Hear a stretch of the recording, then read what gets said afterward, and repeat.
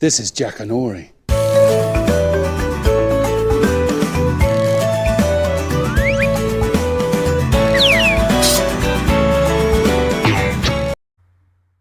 Hello, and welcome to this week's Wednesday workshop. I'm Bruce McLaughlin, and this week we want to tell you a story. It's going to be all about grabbing a hold of your audience. Hello, I'm Martin. This is the story of my trip to the North Pole to find the last polar bears. All my life I've wanted to see how polar bears really live, to see them swimming amongst the icebergs and playing in the snow. Mr. and Mrs. Dursley of number 4 Privet Drive were proud to say that they were perfectly normal, thank you very much. They were the last people you'd expect to be involved in anything strange or mysterious, because they just didn't hold with such nonsense. Mr. Dursley was the director of a firm called Grunnings, which made drills. He was a big, beefy man with hardly any neck, although he did have a very large moustache. Mrs. Dursley was thin and blonde and had nearly twice the usual amount of neck, which came in very useful as she spent so much of her time craning over garden fences, spying on the neighbours. Do you know what? The most important part of any story is the introduction. This is how you grab a hold of your audience and make them want to keep turning those pages. Of course, when we say story, you can apply this exact same logic to presentations, to assignments, to reports, to talks, to teaching your children something. In fact, any time when you want to engage with people. You will rejoice to hear that no disaster has accompanied the commencement of an enterprise which you have regarded with such evil forebodings.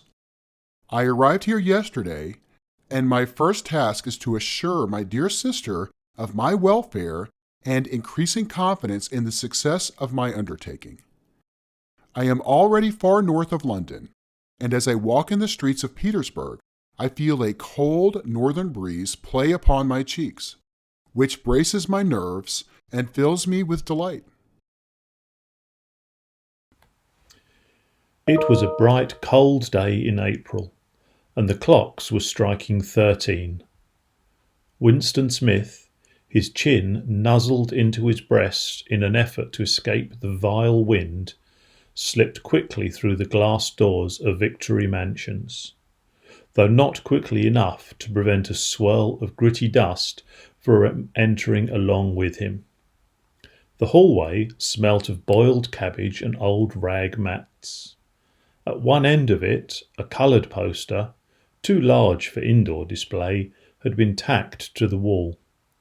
It depicted simply an enormous face, more than a metre wide, the face of a man of about 45, with a heavy black moustache and ruggedly handsome features.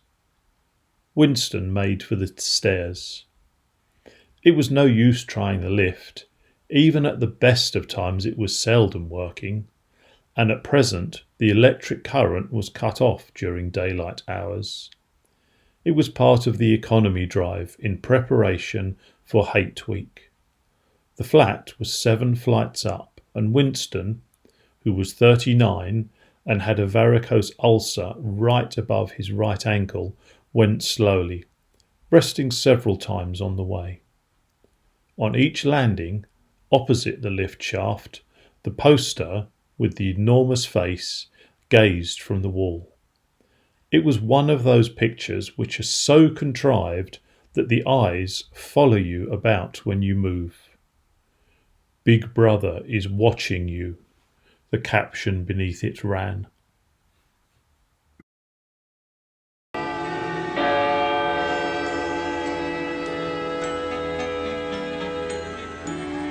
The place, London.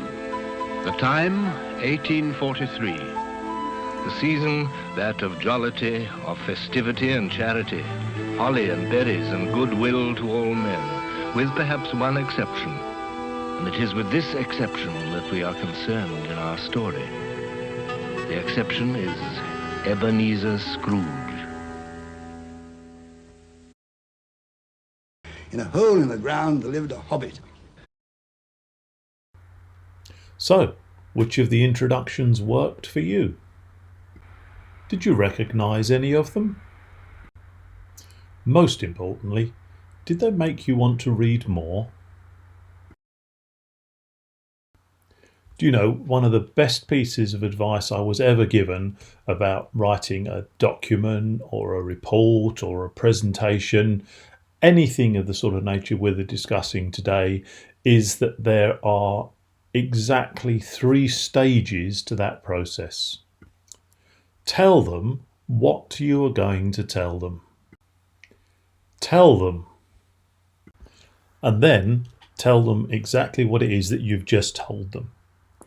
In other words, you've got the 3 sections of whatever it is you're working on. You've got your introduction, you've got your main body, and then you reach your summary, your conclusion, your call to action. Of course, the first stage and the last stage are much, much shorter than the main body of your piece of work, but that doesn't make them any less crucial. When it comes to your introduction, there are really 4 key things that you should include within it. The first of those is, of course, the subject matter itself and what it is that you're going to be talking about or presenting on. The second thing to include is why the subject is going to be of importance to the reader. In other words, what's in it for them? Are they going to learn something? Or if we come to a work environment, is it going to give them more pay? Is it going to make their life easier? Is it going to make them more productive, for example? Although do be cautious of using things like that as an example, when in reality that might be more of a benefit for the company than it is for the individual. It really should be personal to the person that you are directing your presentation, your document, or your talk at. Thirdly, it's often helpful if you give some sort of indication as to how long someone is going to have to spend listening to you or reading the document that you've produced. Is it a 20-minute presentation? Is it a 30-page document? Is it a 10-minute video? Just something to give some guidance as to how much time the document, presentation, speech, etc. is going to take for that person's time. Time's a valuable commodity for all of us, of course. Finally, you might want to tell them why you're an expert or why you're particularly well qualified to talk about the subject in hand. In closing today's little presentation on the importance of the introduction, I just want to focus on how important that first paragraph is to you as the author of the document. In my experience, I've always found that if I spend a little bit of time and effort and create a really good introduction, a really good first paragraph for whatever it is I'm working on, that the rest of that piece of work follows really quickly afterwards and is informed and is enhanced by your concentration on that first paragraph. So a little bit of effort on those first few words you will find will pay dividends when it comes to the rest of the document or the presentation, because it really will flow because you've geared your mind so closely to the subject that you're going to be talking about. Thanks for listening. I hope you found today's presentation useful and interesting. I know we only looked at one tiny part of any particular piece of collateral, but hopefully now you see how absolutely crucial that opening for your collateral might be.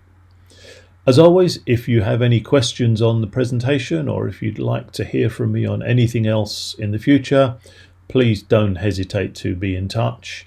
I really do value your comments and opinions, and I wish you all a pleasant rest of the day, whatever time of day it is that you're listening to this particular presentation. Stay well. This presentation remains copyright of Nelson College London, who retain all rights in respect of its use.